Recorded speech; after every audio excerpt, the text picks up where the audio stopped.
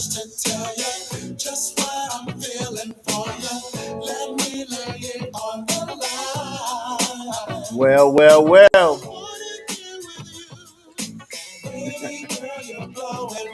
When y'all hear my theme music, y'all know what time it is. It's Monday night, y'all. August the 8th. And if you're anywhere in Texas, the heat is still on. I think we got a little break today, y'all. I don't think we hit 100. But it's Monday night, y'all, and you're in the room. Sports Talk. Woo, we got a great show tonight, y'all. Woo, we got a couple special guests in the house. So we don't no further ado. We're gonna get this bad fella rolling, and I like to bring my crew in. Look like I got the Midwest crew today, man, representing that Midwest up around that Oklahoma. He's the host of the Two Dog Sports Talk out of Tulsa, Oklahoma. Y'all show him some love, Mr. Jeremiah Watts. What's up, everybody? What's going on? How you doing, man? It's showtime, baby. Let's go. Football season. Let's go. That's what I'm saying. Okay, hey. I'm gonna come to you about that NFC East. So get it ready, man, and let us know about it. We're gonna see what's happening with it. Yeah. Here we go. The whole conference, baby. Boy. Also, let me bring in my co-host, y'all, in the room. He's with me when we do our political shows. He's with me when we're doing our sports talk. And so right now we're right here with Sports Talk, y'all. He represents Langston, Oklahoma, and Langston University. Go come in here throwing them LUs up, throwing them up. Show some love for my co-host, Mr. Philip Townsend, y'all. What's up, Phil? What's up, baby? You know what time it is. Phil, you in the house. Langston. All right, cool. Now, y'all, but I'm gonna bring in my West Coast. I'm gonna bring them in, and I'm gonna bring them. Hold on. We got a couple guests, y'all. But I'm bringing our guests. So we said we was gonna do it at the top of the show. Now these two fellas, man, they joined together, and they're teaming up, and they're gonna bring in a golfing event. Well, let me back up. It's called a Black Golfing Outing. Not just outing. So it's gonna be so much other things happening. So I'm gonna bring these two fellas in. They're joining us tonight. Our first guest is he's the promoter. He's the event coordinator. Y'all show some love for Mr. Jonathan Johnson. Bring old Jonathan in. What's up, Jonathan? How you doing, sir? What's up, fellas? Thanks for having us. Hi there. All right. Also, and joining us, and Jonathan. Now he's our golf pro. He's the one that's going to tell us about what the black golfers are going through and what they're doing now. Love, ladies and gentlemen, welcome to Sports Talk, Mr. Tim Mercer. How you doing, Tim? Sir, what's up? What's going on, people? All right. That's our man. We got an actual pro that's on our show, man. So man. Yes, sir. It's a pleasure to have you, Tim. It's a pleasure. Appreciate that. Okay, so we're gonna jump right in for our quick question, man. And well, let me tell you this. I'm gonna start with this one, man. And you guys, follow the NBA. I got it, producer. We're gonna do it. If you're following the NBA, you know that KD. Jeremiah just went across the water, had a visit with his owner, and KD gave the owner an ultimatum, and KD want to see Steve Nash, and is it the general manager Marc? Yeah, Marc. Mm-hmm. Out. Mark is the general manager's last name. Yeah. Sean Mark. Sean, yeah. Want to see them two out or him stay? One or two. That's his ultimatum. So my question to y'all, man, and I'm gonna start with you. I'm gonna start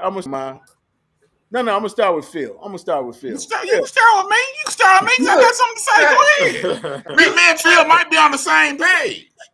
Start with Jeremiah, because that way I can always tell the guest that I'm helping him. He's a little remedial.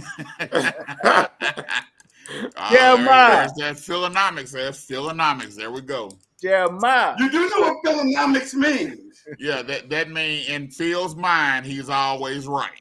Hey. But talk to us, Jeremiah. Do you think the owner should cave in to KD's request? No, he should tell KD kick bricks. Get your behind up out of here. You and your 4 years that we owe you, and kick rocks. Y'all the ones you upset because probably Sean Marks and Steve Nash done told you, hey, we don't want Kyrie. So now you upset, probably whining. Y'all the one said y'all didn't need a coach. We can play and we can win without a coach. Well, I guess you just can't, You need a coach. Y'all the one that was backing Steve Nash. Everybody was hollering Steve Nash shouldn't have got the job. Steve Nash shouldn't have got the job. And y'all supporting him. We don't need a coach. We good. Because of what Steve Nash helped KD do when he was at Golden State and everywhere else. Oh, well, kick rocks. Go somewhere. Bye. See you. But what do you say, Tim? What do you say, man, on that, man? Man, Doc. So a lot of people don't know, but basketball was my first love. So before golf, I was a travel AAU hooper, man. Like, tell you, like, I'm still dunking to this day. So all right. You know what I mean? So basketball is first love. So as far as the league, as far as that, I don't know, man. Like, I just get into, it gets to a certain level at a professional level. I don't know, like the focus is away from the game. You know what I mean? Where we got all of the uprising hoopla about the politics and behind the office and all of that, man. And I don't really get into it. Like, to be completely honest, like, I just like to, but I mean, if we just speaking from a standard or just from a weigh-in perspective, I think players should have power. When you coming in with an ultimatum like that to an organization, yeah, dog. Tim, go ahead and say it. You can say it, Tim. He need to kick rocks. Go ahead and say it. There you go. There you go. I was about to go and say, yeah, he just needs to go kick rocks. Like, for real, dog. Like, he ain't got that much power like that organization. You know what I mean? That franchise. You know what I mean? They gonna make them decisions. So I think that I don't like that type of mentality. Like, hey, it's him or me, or especially in the front office. So. I don't know, man. I'm off that, bro. KD can go where he gonna go. I'm a Dirk Nowitzki fan, bro. So since Dirk been out the league, I don't really have no, top players. So you know what I mean. I'm chilling. Okay. Yeah. Sounds good. What do you say, Jonathan? Talk to us real quick. Then I'm gonna turn it over. I mean, my thoughts on that, man. You gotta play for the Warriors. That's one of the best basketball organizations ever. Yeah, Steve Kerr over there, man, what he's doing with the Warriors. So I'm dealing with a great organization. So he may not. So I mean, I get it, but at the same time, you offer me an ultimatum. You can do to me personally. So if you give me an ultimatum, I'm and live with the results. Right or wrong, came from the Warriors, man. He know what it takes to win a championship, and I don't think he's saying. Man, all right. You want to say it too? Go ahead and say it. Stop being diplomatic and just say he need to kick rocks. Yeah, I'm a billionaire, and you ain't finna give me no ultimatum. Kick rocks. Ultimatum, you got to go, man. You can't. Yeah, there's a better way to deal with. You know what I mean? Give me some. Let's start this thing first. See working, then let's try to but not off top. Okay. Well, Phil, close it up. Talk to us, man. I got two cats out in the green room. Mark and Terry, they just jumping at the bits and wanting to get in, man. Talk to us. Well, you look, they can jump at the bits all they want. They need to show up on time. Uh, Ooh. but Ooh. anyway, you know, the, be a Jeremiah to complain about Kevin Durant wanting to show some efficiency for the office. What did he do for an organization? He and Kyrie said, we don't need coaches. He's talking to the owner, saying we don't need the coaches. So he's trying to save the owner money. Matter of fact, you can get rid of the general manager. We save you even more money. See, that's the Philonomics right there. Now, this is a situation to where Kevin Durant is giving player empowerment a black eye. See, you want players to have it, and you do that when it comes to you negotiating your contract and things of that nature when it's your time. You have 4 years left on your contract. You can't tell me nothing. If I'm the owner, I'm sitting up here saying there's one thing that is most important to a player, and that's the ability to be able to be on the court to play. You threaten me with you're going to sit out some. Guess what? I got to pay you anyway. You won't get to play at all. That's going to be your thing. You don't want to play? Okay, then fine. You don't have to play. But guess what? You're not going to give me, the owner, an ultimatum when you have 4 years left on your contract, especially when nobody else is going for the deals that they want. And the way that you can always tell, Tim or Jonathan, when something is correct is you need to go to what Jeremiah says is Philonomics.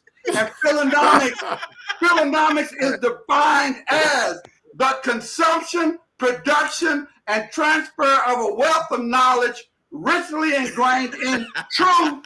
That's what I do to those with knowledge paralysis. Again, I want to thank Jeremiah for talking about Philonomics. Well, fellas, hey, Tim and Jonathan, I think you have been baptized to the Sports Talk on TAN TV, sure. the African American Network, where we have a local feel with a global reach. I'm gonna bring my other two crew members in, man. You know Mark fin's coming in cussing. You already know, so you might get your beat button ready because he's coming in cussing. 2 hours behind us, Jeremiah. You know they representing that West Coast, y'all. Like I said, man, he's our national touring comedian, y'all, doing stand-up all over the country. Very, very funny. Y'all show some love. Come on in, Ed. Come on, bring him. Mark Howard, y'all. Show him some love. What's up, man? Hey, Mark. Hold on, man. I'm gonna bring in also my best friend from high school. Okay, what's up, everybody? Let me do that first, man. All right. Well, hold on. Seize up, Mark. My best friend from high school, representing the Navy, military vet. Show some love for my man Terry Rayford. What's up, Terry? How y'all doing? What's up, How's everybody doing? Sir, what's going on?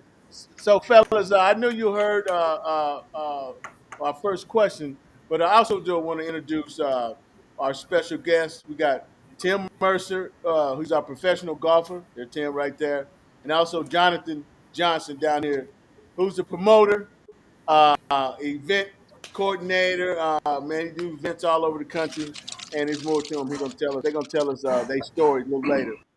He's our professional golfer, Tim is? He's ours? Yeah, man. Because TAN TV is adopted him, man. We jumping on.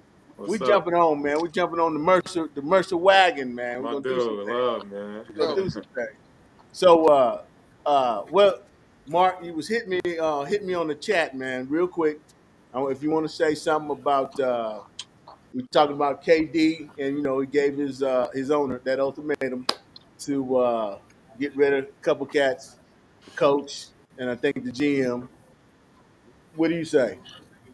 Should they bow down to? Again, I apologize for being late. Not to Phil, but the audience. That's who really misses me. I got a little caught up, and so it's my mistake. So forgive me. I was going to kind of do my rant on this. I'm still going to, so I can say a little something to this piece. I'll leave it quick because I was late. And I'm sorry, Vance. Kevin Durant is a biatch. Plain and simple, man. And I mean, it's I'm just gonna leave it at that. There's a reason. There's a problem with this dude, man. And I'll call. But it's like, dude, you let Kyrie suck you into this and going with a guy who has no reason to be coaching a team yet, much less a top flight team. Now you don't like the general manager because you don't like the fact that he called your boy out. He spoke up about how things are supposed to be with a team. That's true. And I agree. my man, I know he was saying a little part, I guess, Brother Johnson there about him being with Golden State. And he don't know how to win nothing. That ain't learned from no franchise. He jumped on board of a moving train that was already going. He ain't learned how to win nothing. He bails. So go ahead. Go ahead, Well, Terry. Terry, if you want to say something real quick, and we're gonna turn I it over, got man, plenty for my rant. and then get your segment ready, brother. We waiting on. Okay, I just want to say one thing about Kevin Durant. I mean, he's a great basketball player, but stick to playing the game. Let the front office run the front office. I mean, if you're that good, then they should make you the pair coach and the front and the GM, and they haven't done that. So your boys aren't doing the best thing in the world.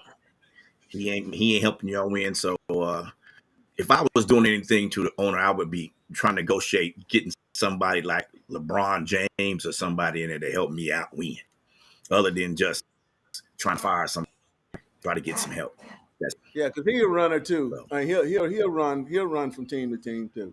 But anyway, We ain't talking so about he's not we loyal. ain't talking about LeBron, Vance. We talking about KD. Yeah, but we don't want to go that route. I just but brought up anyway, Terry, I thank just you for brought those. LeBron because LeBron. Thank you We for know those that. words. Thank you for those words, Terry.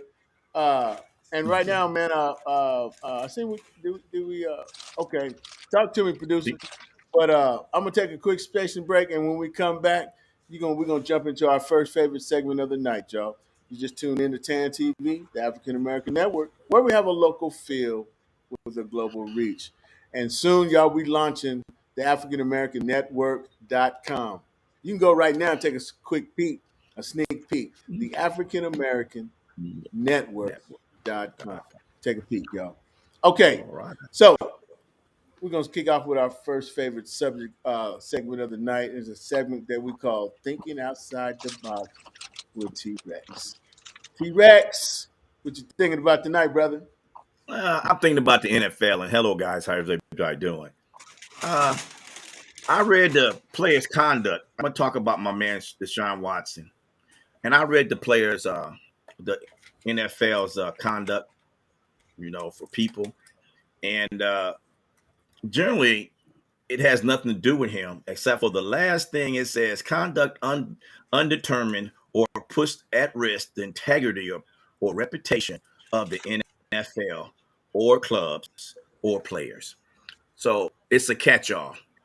Uh, I think what they're really mad about, and we all going to man got a guaranteed contract and $30,000. I mean, 200, 2,300, $20 million. Gotta get it right, man. But anyway, that's what he came up with. And the most important thing is they're probably mad because Cleveland gave it to them. Now they got to spend money. So to the NFL, yeah, Jerry Jones, we're gonna bring up things about what you did and what the owner did for Mr. Kraft did for the Patriots, what Ben Roethlisberger did when he was playing for Pittsburgh. We're going to bring all those things up, not because we're trying to drag those people down integrity.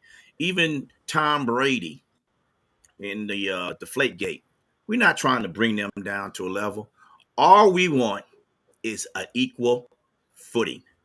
And you give the owners and those two guys I mentioned a pass. Ben Roethlisberger was grabbing booties and assaulting women. Just paid them off.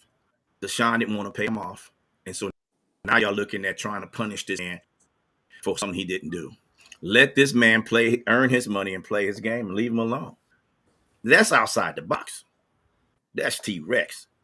And if you didn't know, Now you know. There you go, Vance. It's all back to you. Yeah, that was really outside the box, Terry. That was Yeah, I outside was, the box. See, man. I was outside a few boxes. Terry, You know, Terry, I did hear that now there's the ability possibly for life to be on the moon in some of the little craters. So I'm going to say that definitely reached the level. Man, hey, it's We love something you, going on Terry. with me. Take over, Phil. We know that. Glad you figured it out, man. Hey, look, speaking, speaking of that, let me ask you this: what do you think about Jimmy Garoppolo? Where should he be traded? What would be his best fit? How about that, Mark? It's a good question. Off the top there, to be honest with you, somehow Belichick should work a deal and get it back.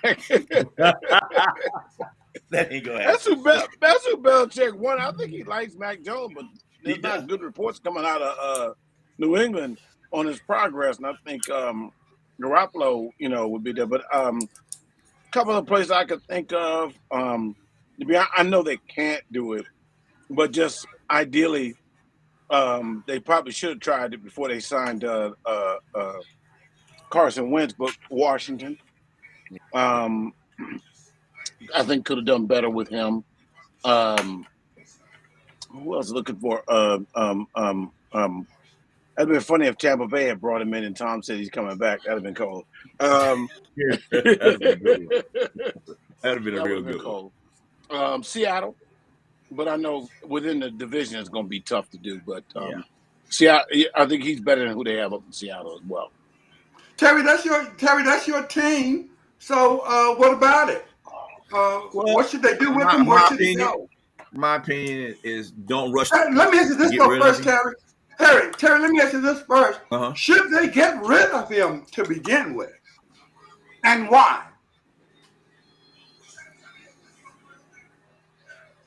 Well, not the beginning of the season for two reasons. The main, if Trey Lance does fall, then they got to back up. Second reason is they're not going to get much for him on the trade block right now. If they hold on to him because somebody's hurt, now they get some draft picks. So I think that's what they plan on doing. And to answer your question on where's the bet him to go, he loves the northeast. I think the Giants would be a good place for him to go. He can play Jeremiah, and can both they of those quarters back up there. Jeremiah, can they Go ahead. actually keep him in San Francisco as Terry has suggested? Hold on. Before you answer, Jeremiah, Terry, that was thinking outside the box. Now that's what I'm talking about right there. Well, you know what? Actually, I was thinking outside the box and still being on Earth. But Jeremiah, how about that? Terry brought that up as far as him staying there. What's your thoughts on that? They can do whatever they want to do, but I think for Trey Lance to advance and go further, they have to get rid of him. Because now you're gonna have Trey Lance always looking over his shoulder. If he mess up and make mistakes, they're gonna be calling for Garoppolo. Because let's be truthful, Garoppolo he didn't break no records, but he won games in spite of him, and he got them to an NFC championship. He almost got him to Super Bowl. So for Trey Lance to advance and do what he need to do, Garoppolo has to go. You just proved a point on that, Terry. I mean, Jeremiah, that he ain't got to look over his shoulder. Garoppolo has done a lot of good stuff, and they still want to sit him on the bench.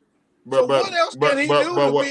But what you're gonna have, what you're gonna have is not looking over his shoulder because of the coaches, but looking over his shoulder because of the fans. With the defense and stuff that they have, and they looking for San Francisco to win this division or at least come in second. If Trey Lance start losing games and it look like they can't win and succeed, they will call for Trey Lance's head and ask for Garoppolo. It's the fans. I'm not saying the coach is going to do it. I'm just saying the I fans. feel you there, but if I feel you Mark, there, but if Mark, they Mark, let hold it. go Say ahead, that for if we get to all right, free throw. a free for Free all. fall. But the thing Right. is that I'm feeling, believe it or not, Jeremiah's actually making sense because Yeah. you have to. I know that's strange, right, Mark? Somebody been drinking more than the wine, but go ahead. Well, no, because you have to consider there's the locker room to take into play too. That Jimmy Garoppolo he's going to have a strong back in that locker room because he's a he's popular been a guy. winner. This is going to be a management decision, totally not anything to do with the locker room and his teammates. So Jeremiah is right about the fact that Trey is going to have pressure on him to look over his shoulder. But let me get into this, Mark, since you were ready and eager to talk. Tell me, who do you expect to win the NFC East and why? I expect the Dallas Cowboys to win it. I do. I think they're the better team. I think they'll be quarterback best, which is very key. And defensively, I think that defense is at this point, especially with Micah Parsons, that defense is what it is. And I think the best is going to be brought out with Dan Quinn is still doing so. That's where we're going to really excel. This is potentially going to be the best defense we've had since the Super Bowl years. Wow. Okay, Jeremiah, I know I know you're probably in the same boat with Mark, but you have anything else to add, or are you looking up Philly's train? What's the deal? Well, if I'm gonna just go with the homer pick, I'm gonna say Dallas, which Mark laid out the groundwork for Dallas. Right now, we're suspect at receiver, and we're suspect what Dak is going to do. I think our offensive line is going to be good, but I've always said if Philly click and Jalen Hurts click, they're going to be a threat. They have the offensive weapons. They have the defense. They will be a threat if things start clicking with them. And so I believe that it's going to be a battle between Dallas and Philly for the top seed in the NFC East. Terry, let me say this. I'm glad Jalen Hurts is the quarterback for the Philadelphia. Well, Terry, I have an affinity for my Oklahoma quarterbacks, and I happen to hear that Jalen Hurts is doing just fine. Mark, some people have even picked the Mark. What's your team? Your Washington team? The Cobra Commanders. Yeah. Mark, some people have even that was funny. I wasn't ready for picked them to win, but there haven't been any back-to-back winners in the East for a while. So, Terry, what do you think? You think Dallas got a chance to go back-to-back? I say yes and no. It brings up a yes and no. Well, yes and Is no. that equal to if maybe? Dax plays to his percentage, yes. Oh no, it's Dak plays to what his potential. Dallas will pull it out. But Jeremiah and Mark brought up a good thing. Is their wide receivers. So Dallas is going to have a running game.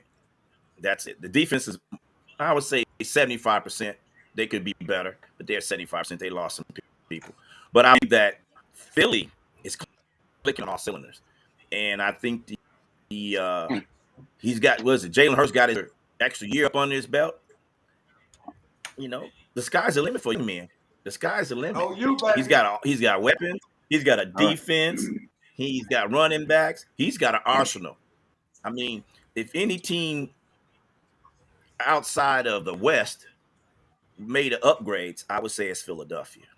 I mean, I haven't seen anybody. Vance, I mean, you're okay, Terry. Thanks, Vance. You're the resident Dallas Cowboy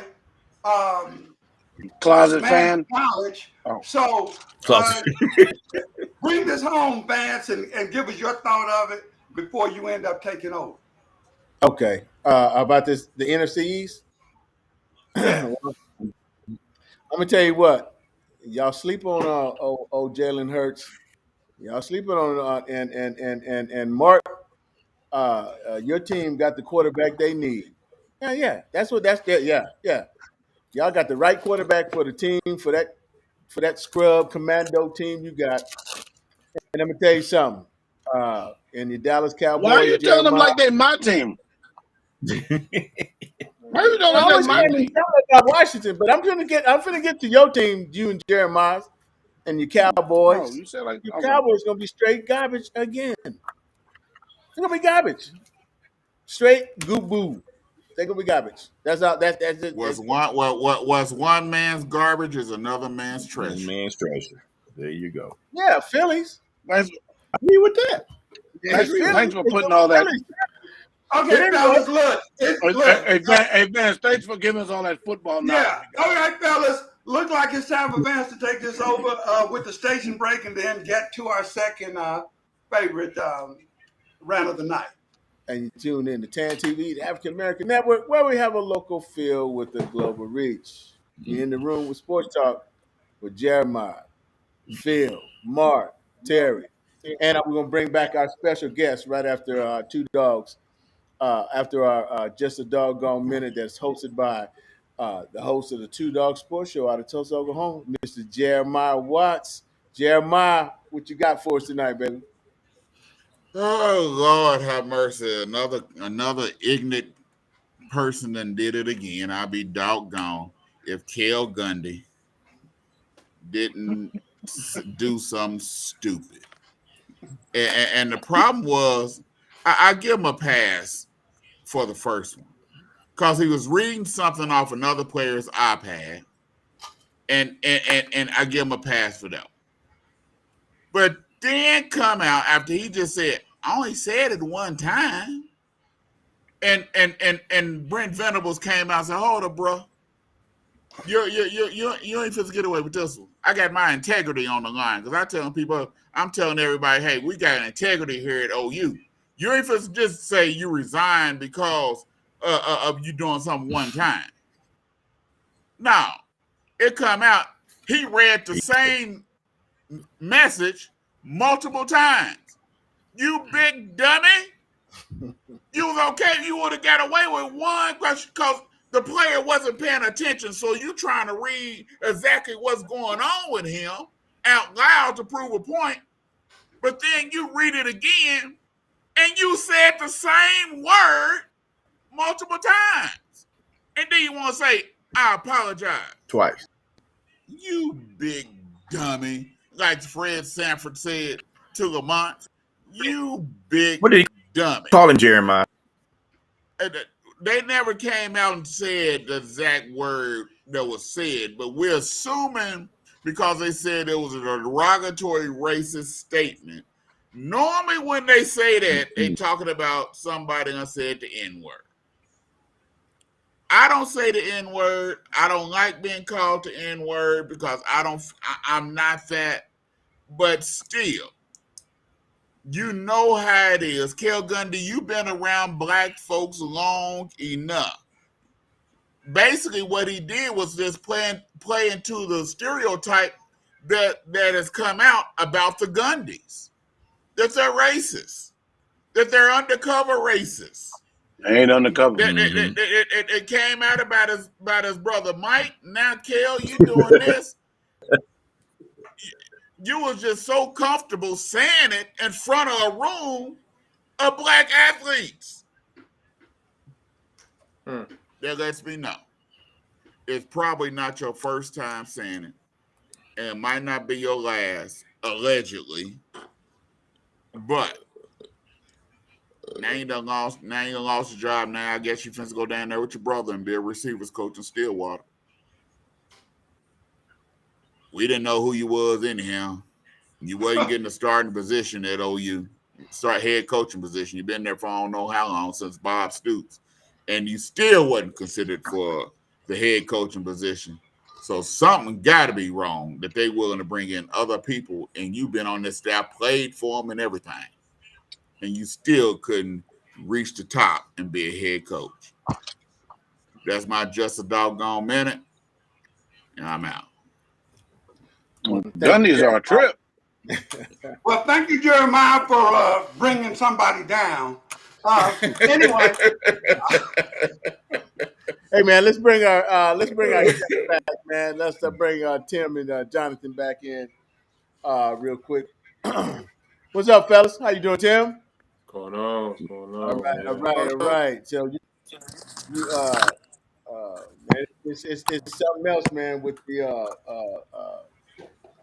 gunnies here, man. So Jeremiah, we want to thank you for that. Hey, And can I say, y'all in Oklahoma, you're closer there. Real talk. Are the Gundys straight up just card carrying Klansmen, or they just second generation? They just straight crackers. I know. I can tell you the household. If it was to go to Papa and Mama Gundy, I bet you they got their sheets in the closet in the dresser. Hey, they down the A from Midwest City, man. But are they just rednecks that come from a culture? Maybe they might be not as. yeah. I mean, don't get me wrong, racist, but Yeah, but no, I think that, Mark, that's probably a good way to identify him. But then again, I have told everyone, I've lived in the deep South, and I told the people in South Carolina, you all need to go to Oklahoma and take lessons on how to be a racist. My brother lives in Virginia.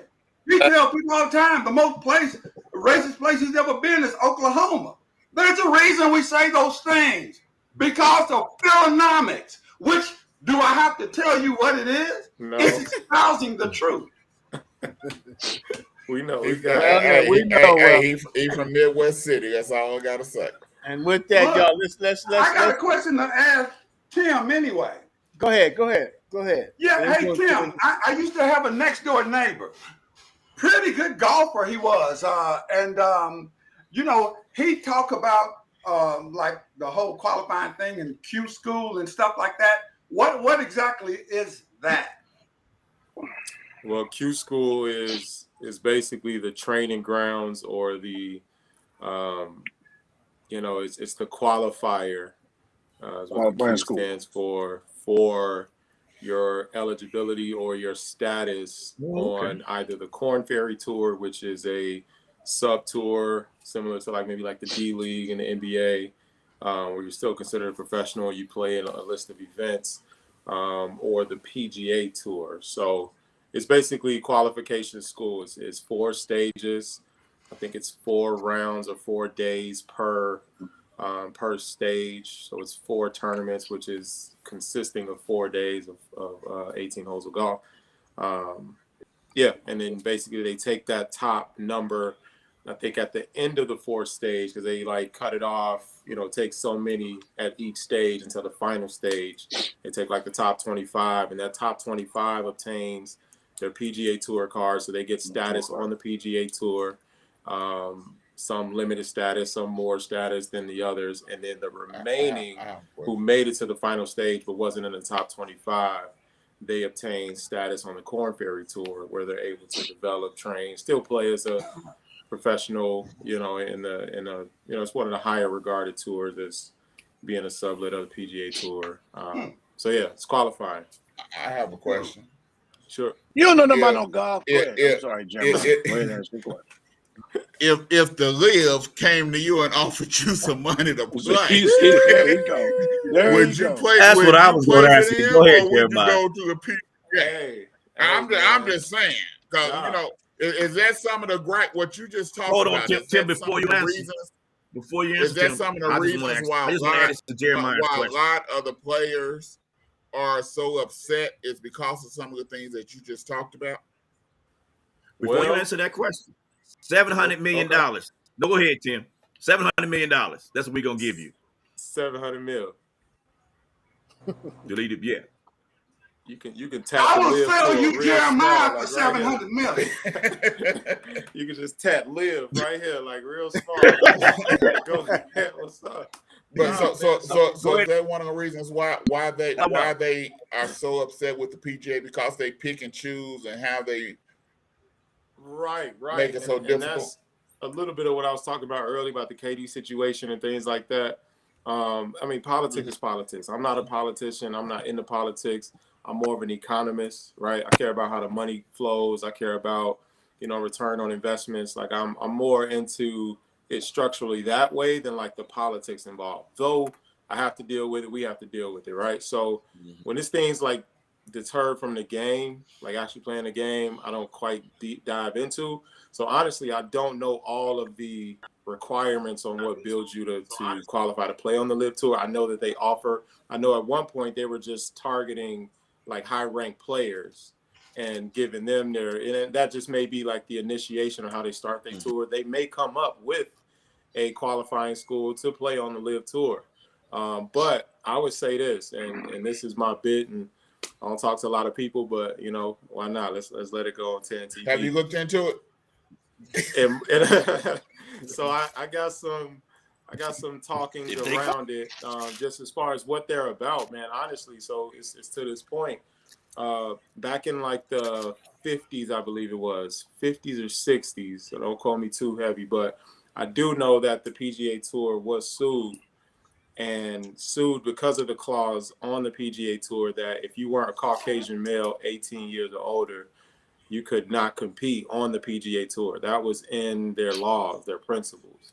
And it was challenged and then won with a settlement of $375,000. So the PGA Tour, and this is going to go public from my mouth, wasn't about inclusion. They didn't have us in mind, minorities, African American in particular, when they say if you're not a Caucasian male 18 and older, and that's why an African American won the settlement when they sued. So it was targeted to us. So they already, to me personally, have they brought what they brought. They have the great brand. It's what we're all aspiring to play on because of the purse, the prestige. You got the Masters, you got the Ryder Cup, you got the Olympics, you got, right? Like, so it's a lot tied to it. They built that brand. That is the brand. It's the PGA Tour.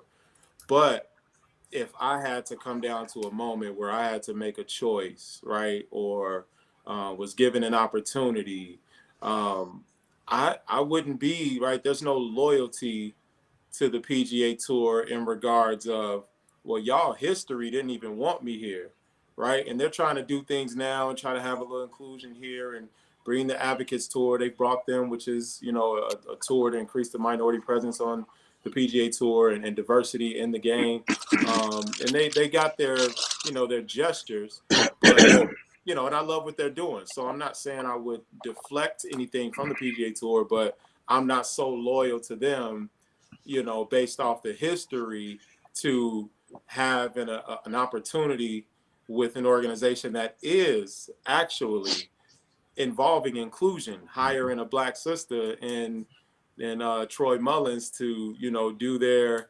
their broadcasting and their, what is he called? Like their on-course commentating and things of that nature. So as far as inclusion, they actually are starting on a really good start. You feel me? Like with that understanding. So it ain't no loyalty to me, man. I'm about love.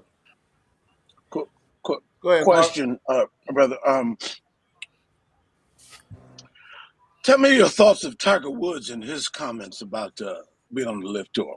Yeah, no, that's a great question. And then I got a question. Tiger want to be White Woods. I want to be White Woods. No, man. Honestly, he does have its validity in his statement, right? Like he's the greatest player of all time, and I think that's to be regarded for his influence, his impact on the game, as well as the records and things of that nature. Few majors behind Jack Nicklaus, and if that's what you're going to determine, he's great by it and do so. But we talking about as far as impact, as far as longevity, as far as the era that he did it in, competent, all of that. So, right. He stated that, right, what's the incentive to practice if I'm giving this large amount and then I'm not able to, you don't have quite he's basically saying it's kind of eliminating the drive. You don't have no incentive to win because you're already making money, right? Right, exactly. But he did that. But see, that's he was doing that. But if Tiger says that, then that would either make him an anomaly, or something. Because the whole thing is that, it's like, how does that even come out of his mouth? given that he's made a ton of money and it hasn't bothered his drive to win, And one when single he got bit. his jacket, they had You what, right? fried chicken and watermelon? So Fried chicken and watermelon. Seriously. He got loyalty to these guys. if I could just ask Jonathan a question, Jonathan, what got you into this? One and two, how Okay. are you Okay, let's funding talk. it? Well, really, what got me into golf is high school. I moved with my AAU basketball coach. All right, who was a white gentleman. I done lived in every project they ever built in my city. Uh, I was a good visual on football, all that good stuff. But I moved with him in high school every single day. I mean, I'm talking about, but me, I ain't doing that. Excuse my language, cracker. She be like, man, come out. Now I ain't doing that cracker shit. I'm good. I'm gonna stay home and practice basketball. So just after a while, I got a summer job at the golf. They got me a job there, so I just started working there. A lot of guys I went to high school with would need a foursome, need a four for their foursome. So that's how I got into. To be honest, I fell in love with the game. Man, I played every single day. I was on a golf course. Like you can catch me anywhere else from work to the golf course. In my free time, at least, that's what I did. I got as I tore my ACLs in college and in football, so I started the sports entertainment. So it kind of started with that. So I kind of learned business through some of my events. So they would come to me after my events to say, "Hey, I could love to be a part of this." I always had great ideas and I always had a vision. It's just something I'm gifted with. And how this came about, a girl I met in the industry was actually his publicist. She and we were going to be in Atlanta at the same time at Rick Ross's car show. He told me about black golfers not getting the funding that the white, therefore it's harder to compete. The white golfers out there a week in advance practicing on the course. A black golfer can't afford to do that because he has to work. He goes out on the weekend, time on it. Again, his counterpart's been out there a week and knows every sweet spot, the greens, they're familiar. And so I was like, look, man, this shot. We're going to be in Atlanta. Some golfers, some pro golfers. I know a few businesses that will come out and support. So we came up with the mission of establishing more social and economic collaborations between and minority-owned businesses. So we began networking with black golfers, amateurs as well, to do what we're doing. Businesses, hey, you like to golf? We have these guys coming out with us. So it started as like a small outing into cash money, Maven Sports, edible arrangements, Meister watching our mission and what we put together. And we actually had to put a business behind it. So my familiarity with golf and talking about live and PGA, I kind of that a lot of people do. Again, I come from the bottom. So my love for the game is different than Tim. He wants to be a professional socializer. You know what I mean? I'm not trying to be a professional, so it kind of the two weekly. But with live in the PGA, as Tim stated, Tiger Woods can't dance the PGA. He can't, man. They would tear that brother up. That man would lose. What No, no. I'm saying, those whiteys would do to that Negro if he went over there and support. They know what Tiger Woods would basically take all of, put a whole different light what Liv is doing, and that will probably end the PGA. Woods is the only one who can really speak out about how racist the PGA and the PGA organization is. He's the only one that really can speak on. You know what I mean? So if he were to take a stance against That's true. PGA, and he I, I'm wondering how much. I'm wondering how much they paid him to make that statement. Be real with you. I want to before we. I know we got to down, but I want to add. Man, just give me a stop. I want to ask this to Golfers a real question. Because I don't play it, Vance. I know you know that, but I grew up on this game.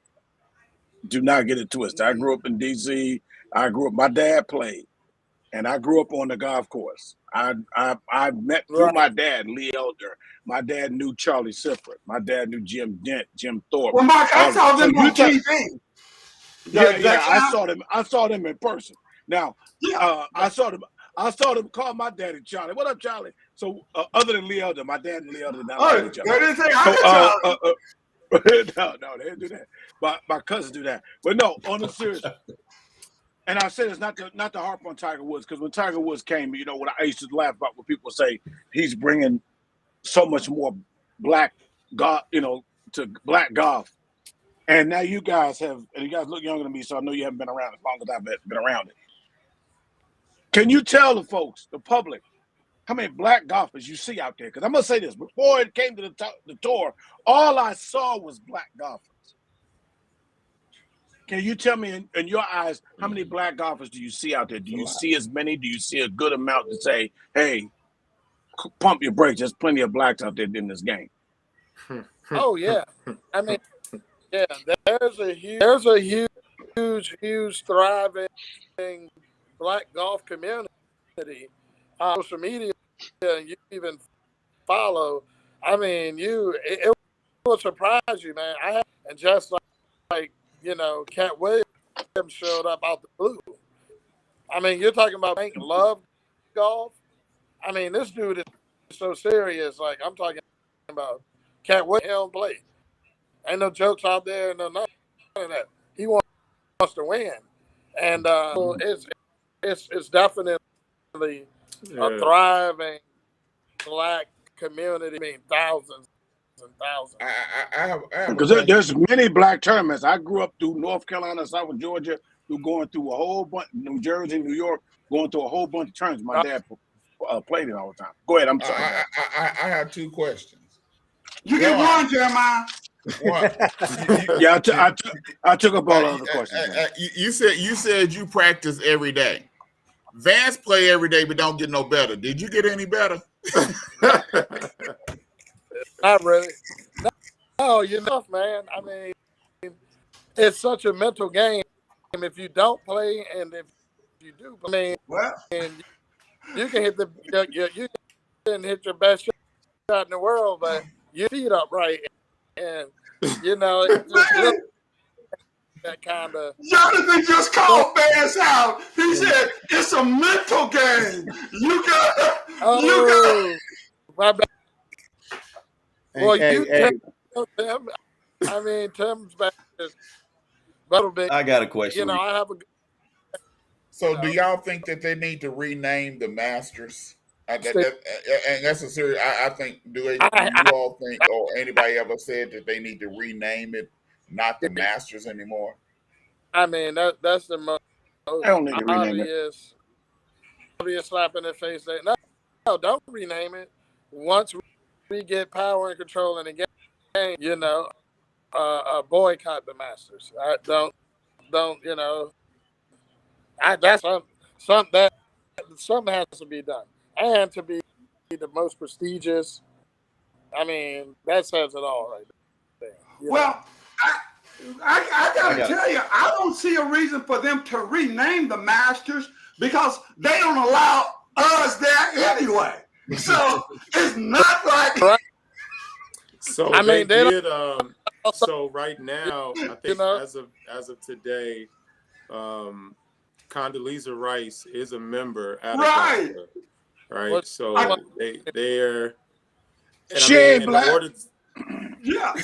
What? They picked the most nondescript black person they could, other than Tiger Pick the Woods, whitest black to female they allow could him to find. play there. They ain't finna let Charles Barkley be no member there. They ain't finna. No, She no. Well, over They there. ain't Right. finna let I got a George be question no for you member guys there. who play golf. I got a question. Through all the What's racism up? that the PGA Tour still continues to play, that's wrong right there. And I even heard that some brothers can't get on certain golf because they don't allow them to play on that. And For that black man, people, this is my question. Why should black people honor a sport that, well, all sports don't really like their ass, but honor a sport to tell you we allow you to do something? Why? That's my right? question. No, If we allow you, that's a great that's question, my bro. question. Because I feel it's kind of, and because of this live stuff that is coming up, which is Mhm. And what somebody we're could have doing. saw decades ago Right. that a tour was coming to challenge the PGA Tour. The Mhm. PGA Tour wasn't always going to be, the gold standard of perfect, because all you need is plenty of ways to establish tournaments and circuits and tours. You got Saudi money who have unlimited capital and access to capital to produce a quality tour.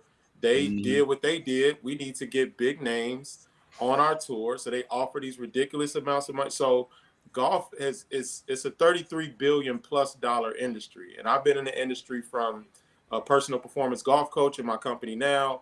I've taught for one of the largest corporations in golf instruction, teaching privately, like personal lessons all day. I've been as far as retail, club fitting, and professional club fitting, and an indoor golf facility management and entertainment. So as far as the industry, it's very, very healthy at 33 plus $billion. That was in 2019 when I saw that stat. But knowing that on the golf side, as far as tours and professional tours and things of that nature, you really just needed to find some players with the capital for a tour, put them out there with a concept, and the PGA Tour is challenged. I mean, it wasn't like a niche market that couldn't be filled. So what I'm saying is, when I was back, and I'm from Gary, Indiana, we had one golf course in Gary, bro. Like, nobody played golf in my family. There was no PGA. It was a bunch of old heads who simp wine, wore a Kango hat, It's walked too with a pimp cold to cup and play said, golf in yeah, Gary. you know what I mean? Well, I mean, we played though. We Yeah. did our thing. And right, they taught me to swing, gave me my clubs out the little shack and stuff like that. But there was no like prominent courses or like high level knowledge and things like that. But when I found that I had a natural talent in the game and saw my ability exceed in all the players and the white boys I was playing against, like, and I just picked the game up, I saw then like, hey, no, I can do this professionally. I feel like I can dominate and compete at this sport. The PGA Tour was the standard, and this is back when I first started. So, as far as like, and I'm on your question, as far as like something aspiring towards, as far as a tour, the PGA Tour still has its credence as right, regardless of their the foundation that they're built off of non-inclusive, discriminatory, right, like gestures. It's still legacies, right, that can be built through that tour, where my mission was coming from where I'm from, born on the South Side, raised in GI, was to give an image, become a professional, not on the broadcast side, which not knocking and nothing like that. For me, I'm an athlete. Like, I did gymnastics, cornerback in football, first year picking up a tennis racket, won third singles in tennis, like sectionals. Like, I'm an athlete. So I knew athletics, and professionally athletics, that's what I wanted to do in my life. It was basketball. I was a hooper. But so going into that, it's like I had to play a sport. It has to be this. This is what my legacy is. I want to be a playing professional, African American, a brother, not an Oreo, not a mix this, like a brother in a place of, right, like prestige, if you will, where a black kid from my hood back at the crib can look and And say, see yeah. somebody with a hat, a tucked in shirt, winning with a trophy. Like, man, who is this dude? He playing golf. Like, he's no longer associating or doesn't have any relatability. with the sport. So my mission is to give that image. Like, so PGA Tour, Live, whatever other tour come up, like it's still legacy that I'm gonna build within it. And honestly, forget the discrimination. I face that every day. I'm the only black man in the field in You, most of my tournaments. you, So, Well, you have to understand. You have to hey, understand fellas, too, though. Mark, let's take a little I'm station break, sorry. Go ahead. man. And then when we do come back, man, because this can really continue. I want to give Jonathan and Tim an opportunity to tell us about their event. Okay, yeah, tell us about the event they got coming up. Okay. So if you tune in to TAN TV, the African American Network, where we have a local feel with the global reach. You're in the room with Sports Talk.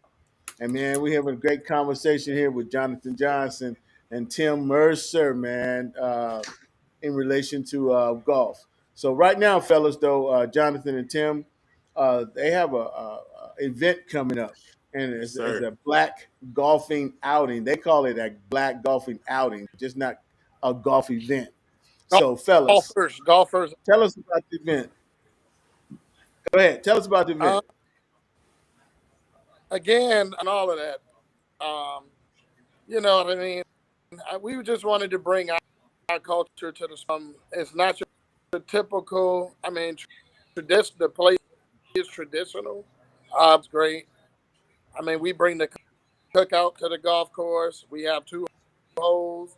Golf course, you pull up, and I mean, we're cooking out. We have an open bar. We have an open. Um, and afterwards, we do an after party. That's it's all you're getting. It's an event. Um, you know, but we try to maintain the quality of play by having amateurs about as well as doing an invitational format with black-owned businesses. So we would invite a group like yourself out who are familiar with the sport enough to get more people. You'll look good out there. Somebody will, carry the team. So kind of bring minority-owned businesses together with celebrities and mainly professional black golfers, again, to promote that and social opportunities in golf. Because with the PGA, if I don't want to be a part of the PGA, they can have all their legacies. And I've always built my business on uplifting our culture and not selling out. Because I could have That's great. been sold out. I've had no my ideas, and I have a friend now worth $100 million. I helped build the company and walk away from, so I can help my people. I mean, be a beacon of light to say, hey, we don't have to be about shoot 'em up, bang bang, and all that stuff. That we actually can operate in these circles and these networks, build our own prestige and our Right, own right. legacy. Is Amazing. basically as a step towards that mission, where with Universal Music Group and Film, who basically could. My thing is, again, we're in the door now to sit down with them and say, hey, y'all make money because there are thriving markets outside of what you think we are. Okay. I don't know, say, man, it's just kind of crazy how TAN TV and to come aboard of what we're doing. The event is the 24th in Atlanta. We have Houston and we have DC, where we're going to predominantly black toward our mission. Um, and there's the flyer. Yes, sir. Yes, sir. Yeah, we Flyer. looking to really change the game, man, and really push this initiative of, closing the gaps between minority-owned businesses, celebrities, and black athletes, black professional golfers, black athletes in general. So those gaps we saw when we initiated this outing in its inception, that those gaps needed to be closed. Like we don't have our dollars circulating We don't have partnerships circulating. We don't have collaboration circulating through business and just on platforms socially. So golf being a vehicle in the industry that it's in and in the uprise, the uptick that it's at, these golf outings that we've started and we were successful with at Rick Ross's the weekend of his car show just brought us back. So we coming back to Atlanta, man. We're gonna buzz the city way deeper than we did. I'm telling you, man, we got so much buzz. We got a bunch of Black female golf groups that are located in Atlanta in attendance. We got Deidre Dukes from Fox 5 News in Atlanta. She's over. She's the face of the media, Black media down there. Just a big. I mean, we can go on and on if we have to tell y'all all who was involved, but we've taken golf outings which are successful, and for majority corporations, golf outings are the largest fundraising events of their quarters in the year, because again, the health of the golf industry, right? All that's involved, the social aspects. You got food, drinks, socialization, network, right? So we want to infuse our culture into golf again. So that's why it's listed as the Black Golfers Outing, because we want to influence this game that's been hidden, that's been economically restraining us from being a part of and exposed to, and just make it accessible through outings where we can close those gaps, socialize and do golf our way, and at the same time showcase and build, Black professionals that are in the game, who need the resources, the affordability and the accessibility to break down some of those barriers on the competitive level. So we back in Atlanta to do this again, man. So we appreciate the exposure of it. Well, we got September 24th, right? September 24th, yes, sir. Yep. Back in the A, man. So okay, man. pull up on Hey, us, man. yes, sir. Come There it see is. The us. flyer one more time. Oh You got yeah. the flyer up. So September 24th in Atlanta, the ATL. Yes, 10 sir. TV will be there in the house, man. So fellas, y'all might want to come on down. Come on, man. But, If you don't sounds listen, like this is the fun. big thing. We got You paying for our trip? even if Oh, Florida gets up. I'm talking about Vance. Vance telling us to come down. You paying for our trip, man, Vance? we gotta support the Black golfers, man. We gotta support, man. We gotta get them out there. And it's the thing. If you don't play golf, that's the big part of this. Think because it's golf, do I need to play golf?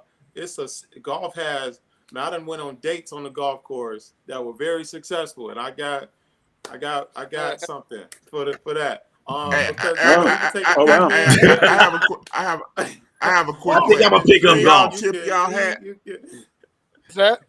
Do y'all have to take off y'all? Do y'all take off y'all hat to shake hands at the end of the match? That's What customary. kind of question bro. is that? What do you I'm just asking the question because I'm still trying to figure out why you'd have to take off your hat just to shake somebody's hand. That still don't make sense. People don't know nothing about golf. You ain't got nice, that man. golfing skills, Jeremiah. Etiquette. So I can't shake your hand and congratulate you without taking my hat off. You You can. don't Absolutely can. But You don't want to just show like that if I strong shook your hand dome. with a glove, you're gonna take that glove off first. Just that level of connection and respect. I mean, it's etiquette, man. It's a part of the game. I understand. I'm just trying to figure out. I'm just trying to figure out what's the purpose of it. He said, "I'm gonna keep my fitted on and be like, what's up, bro? You good?" Hey, we're good. Golf is full of a lot of customary traditions and stuff like that, old stuff, whatever they're going to about. But it's a lot to it. And I appreciate brothers talking about it. If I add to it, I would say with Terry, even with the question, and you guys can tell me. But I think where you're talking about a lot of the stuff you're talking about, the PJ Tour, the Big History and stuff like that, it's the tour itself, but it's the country clubs. Right. And you got to understand that Black folks, there are a whole bunch of public golf courses that you can play on this and fine tune your game. The country clubs, to be real with you, if you can learn to play the game on a regular public golf course, a country club gonna be a breeze. Cause that grass. That grass. The first time I was a kid, I went on a country club play. Man, that was like, dude, that was a fade. They cut that Oh, fade with I'm some like clippers. Tim. I gotta disagree with that. Well, I gotta Go come. ahead, Let go me ahead. come in. Let me come in. Let me come in. So I understand exactly what you're saying in regards, like, of the logic. If I'm playing on a course that's not manicured, that has its imperfections, and I can learn to. And I know what you're saying. I didn't chip the ball from crabgrass and Right. weeds in the fairway and get spin on its shield and can stop it, but and I get it, right? But you go to those country clubs from those non-manicured, not as attention, pristine condition courses. I'm telling you, man, I've done this on the USGA level. I've done several US Open qualifiers. I've been at the top most private golf clubs, been fortunate to do that and play, I mean, from Atlanta to New York to Cali to, man, the most pristine private clubs where it costs you Right. $250,000 just to join, plus your dues per month. So I've been privileged to do so. And right, the conditions are totally different. What is a hidden struggle is minorities, African American being particular, because that's my culture, struggle from the facilities that we lack to practice and train on, so that when we enter these tournaments that are at these private country clubs, right now we struggle because the terrain is a little more fine, right? If your fairway is plush because they can't cut it as fine because they don't have to have the machinery, right, to cut that grass at a level to where it's fine. And then my fairway is flushed up and kind of propped up in the fairway, and I go to pristine country club in New Jersey and play an event, and it looked like it's on concrete, bare Like a wall, pool no table. assistance. It's a different, right? Like, right. So, and I just watched the Venus and Serena Williams movie not too long ago, a couple days ago. I know it's been out for a while. I King don't watch Richard. movies too heavy, but something that they said that stuck out and I immediately resonated. She was like, "Well, babe, these girls, we got them as far as we can take them. They need to practice on better surfaces. They need, like, she knew, like, they needed that upbringing in their facilities to practice in order to reach that height." So I would say, to your point, yeah, right. If you get that ball about the crabgrass, you should be able to do it when the conditions are nice. But from a perspective of, like, competitiveness and I would say the pattern of the facilities that minorities and individuals who don't have that facility, right, a pristine facility to practice on, when they get in those events, it's different. It's drier, it's faster. The Right. greens rolling at a 14 versus an 8. You touch that ball roll, That ball's rolling. 10 Yeah. feet further than what you used to. Yeah. No, Well, Tim, I agree with you saying it's just an adjustment, but I'm just saying yeah. to learn the game and get the skills of hitting it down. You can Once you do that learn that, then you anywhere. You can understand. do that anywhere. Absolutely. You got to understand Absolutely. that. So you don't. Absolutely. So Right. I'm saying in the sense of that you don't In need that. them Right. to get No, there. for Just sure. once you get there, you got to make the For adjustment. sure. For sure. Yeah. Absolutely, man.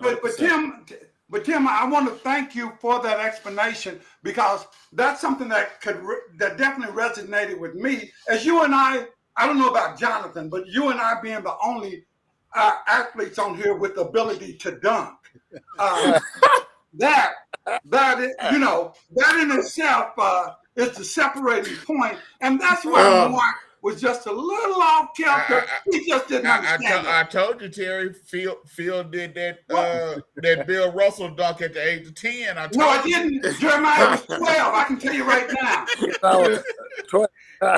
Only thing, And it only wasn't thing just Phil dunked. and it wasn't just one person. It was 2 days dunked, 3 or 4 days dunked over. That's what I do, baby. That's what I do.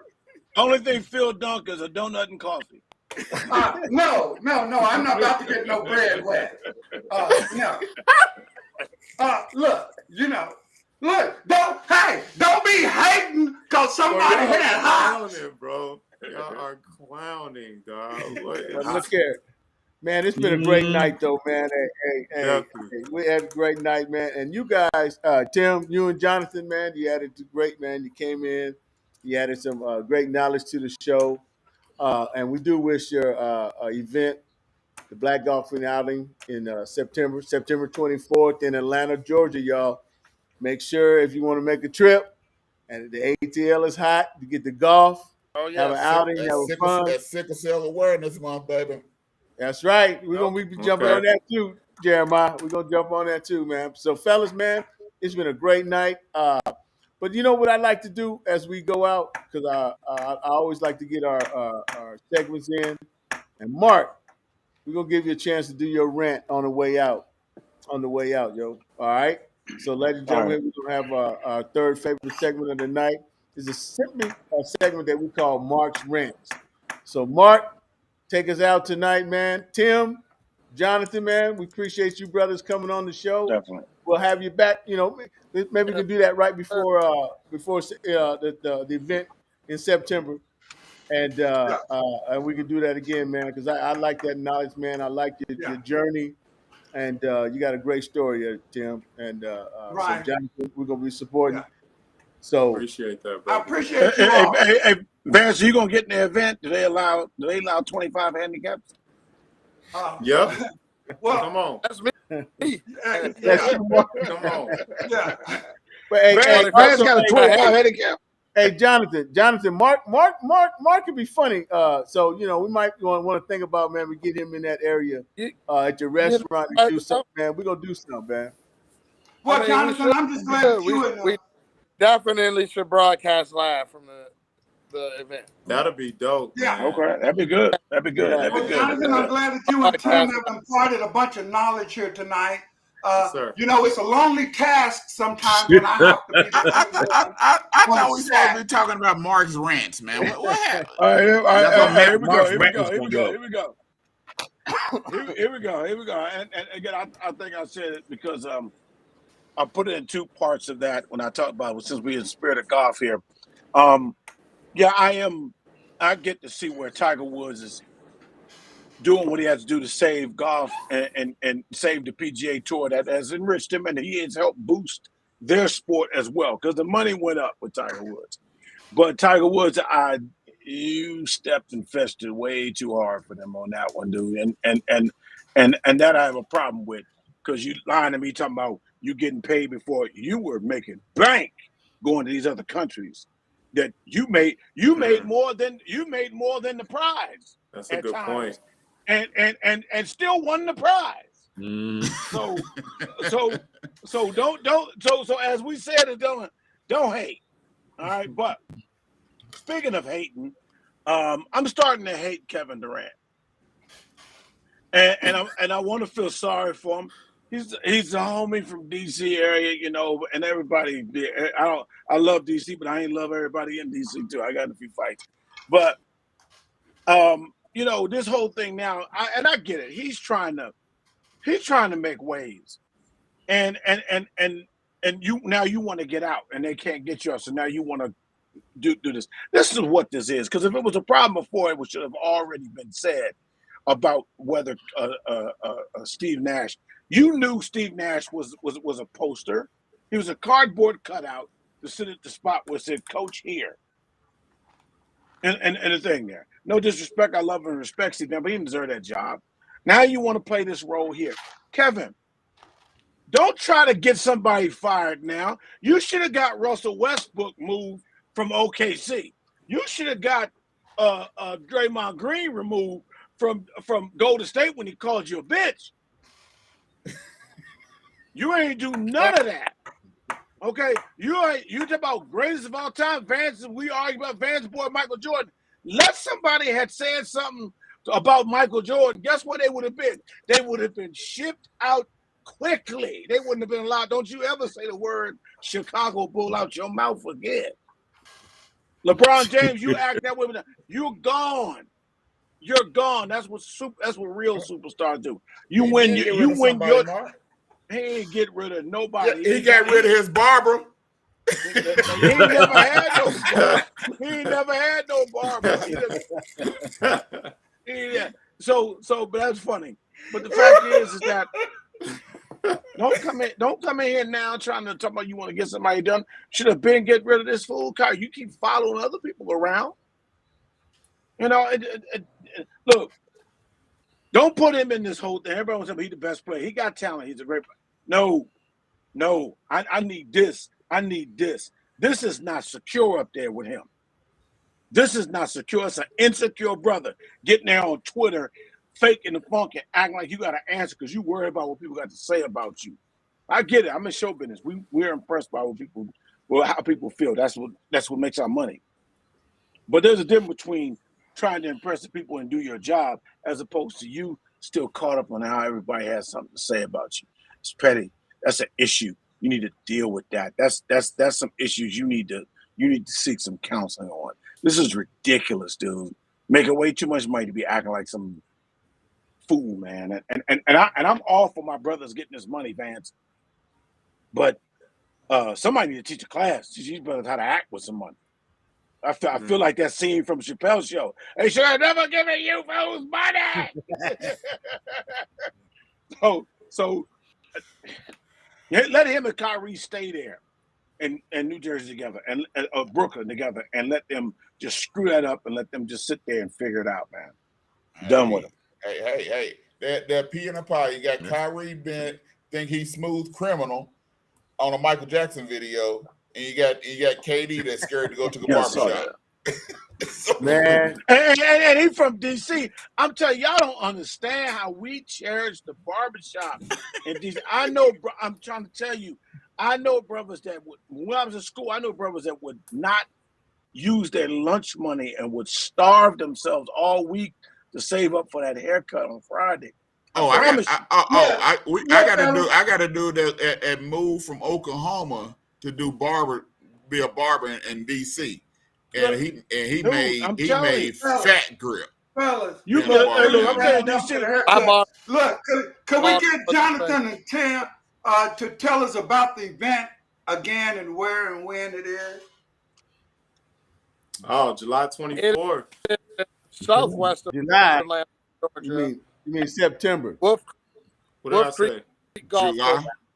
September 24th. September. Yeah. Fall. 24th. Fall showcase. 24. All right, fellas. Well, hey, man, it's been a great night. We're gonna wrap it up out of here. Black folks make flyers, man. They look like a singing group about to play golf. Hey, I'm the leader. I'm the leader, though. We'll see you next Monday, on CST, man. the African American Network, where we have a local feel and a global reach. See y'all next week. Tim, Jonathan, Mark, Jeremiah, Terry. Yeah, what do you say, baby? Hey, look, man, I tell you, we're seeing that golf thing. I tell you, man, it's amazing that the PGA is laughable to think that they want to try and be punitive toward the golfers that are going to live. That the sponsors are saying, we're going to not give you a sponsorship anymore. And I'm saying, why the hell would I care? I'm making $20 million right off the bat over here. I'm going to make more right off the bat over here. That's why I'm in the PGA, to make money. If I can make it on this, then what? And then I get to the people that say, well, it's the Saudis. What they did to Khashoggi? Yeah, we know that is horrible and despicable. We get into talking about their human rights violations. I'm sorry, but the very same people that are saying this thing live in America. And I know I can identify each and every one of the putrid things that they're talking about being perpetrated against people that look like me every day in America. So let's don't start talking about the live when you have a racist institution such as the PGA to this day. So look, miss me, as Jeremiah would say, with this whole thing of where you're going to bring morality into play, because you surely aren't getting it if you're going to use the PGA as a defense. Well said, brother. Well said, Phil. Man, we're gonna make sure next week, though. Next week we get it in. All right. Gotcha. We might even start out with you, baby. We might even, that might be good. Yeah. That might be good. Maybe Start next out, week I'll have something to talk about. huh? I said maybe next week I'll have something to talk about. Always have something to talk about, brother, man. I appreciate the love, man. It was good night. Good night, man. It Yeah, was man. a great night. Yeah, it was a great Yeah. night, man. Good information came out Mhm. all around, man. From the KD to from the. Well, we didn't get to talk about that, Deshaun.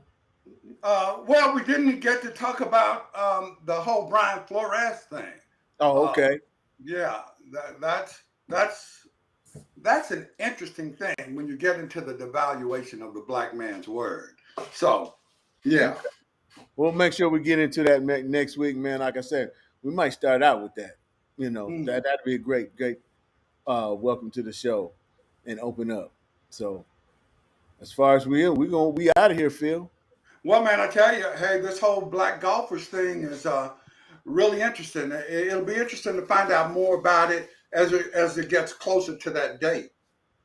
Having Yeah, those guys now back. yeah. We're going out, man. We're going out and doing our thing. So I just want to make sure I think we are, Phil. Are we off? Because does this mean I can start cursing? Are we off, y'all?